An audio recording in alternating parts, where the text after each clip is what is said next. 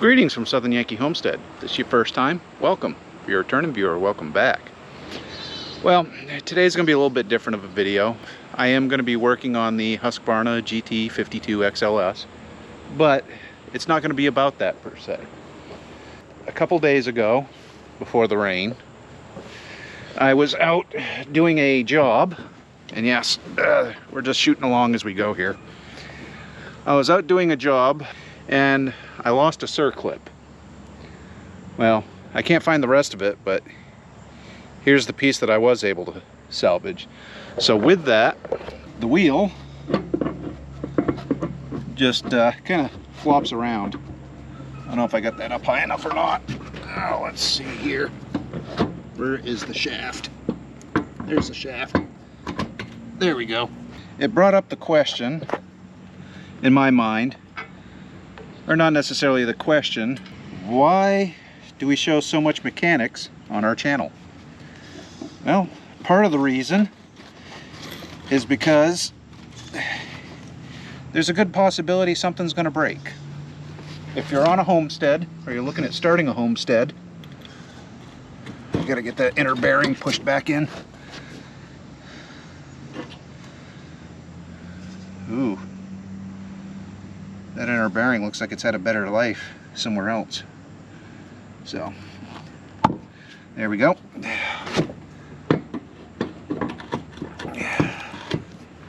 So,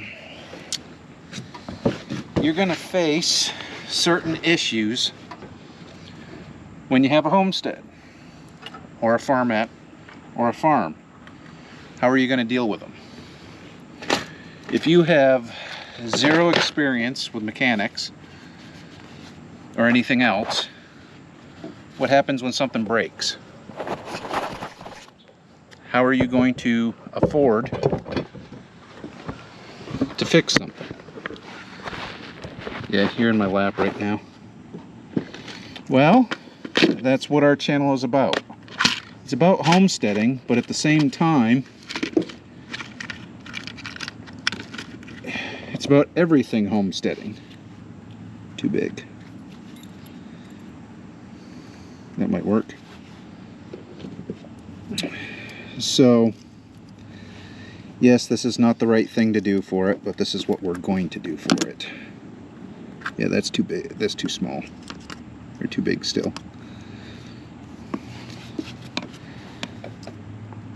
So, what I'm doing right now is not necessarily the right way to do it, but it should work in theory. We get the right size on here. We're going to keep that one out, but we're going to try to find one that's smaller, because not everyone is like Justin Rhodes. They can't just get Kubota to sponsor them, where they got a brand new tractor. There's going to come a time you're going to have to make a hard decision. Can you fix it yourself? I don't know. Can you?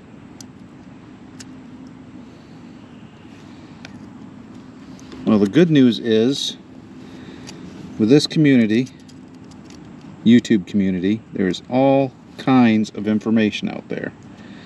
And that's what we're trying to disseminate. We're trying to give you the information you need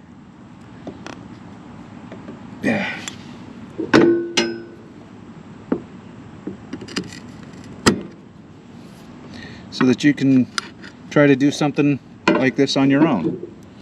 And don't get frustrated with it. Well, you're going to get frustrated. There's going to come times you're going to be really frustrated. But just understand that you're learning. And as long as you're learning, you're making yourself better. Now, I say this is not right, and it's not, but you know what? It works.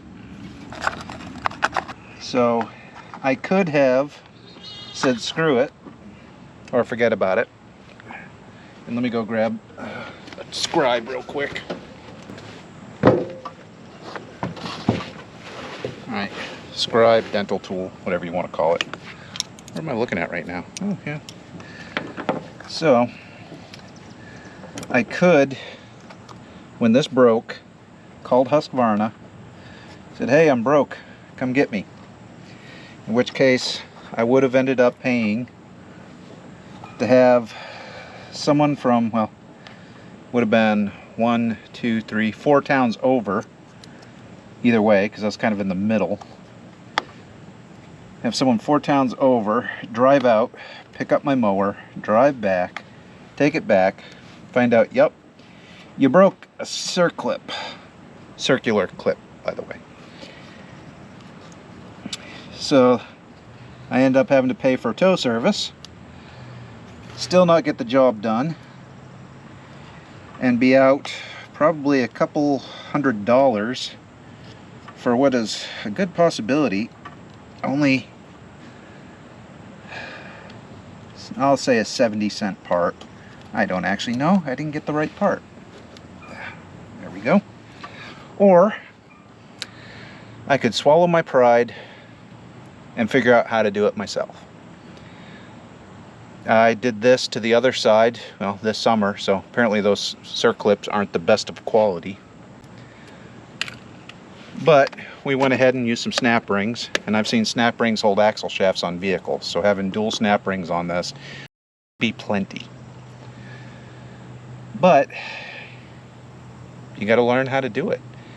That cost me, oh, what is this? We're at 10 minutes, so figure another 10 minutes gathering up the tools. And I was talking to you and moving the camera around. Speaking of which, so it was 10 minutes of my time. I got this back on. Now with the job that I was doing, I did end up having to use the push mower instead of the big mower for most of it, but it just means it took me a little bit longer. It's not the end of the world. I survived, it got done, we're good to go. So now I just need to go ahead and grease this and I'll be ready to go again. So I say all this to say, don't be afraid to try something. If you're looking at doing homesteading, it's more than just, okay, I need to put some plants in the ground and get some animals. No, there's a whole learning curve associated with it. You're gonna make errors, you're gonna have failures. We failed recently. We tried quail, lost every single one of them. Out of 16, we had 5 hatch that died almost immediately within the day, and then the other 11 didn't hatch. We tried it, we failed. We accept that. We're moving on. We're not gonna be doing quail. We'll stick with chickens and ducks, maybe a turkey in the future, but that's neither here nor there. So, failure is part of life. Show me someone that has never failed and I'll show you a liar. Yes, I said it. Hope you enjoyed. Please like, comment, and subscribe, and we'll see you in the next one. Bye.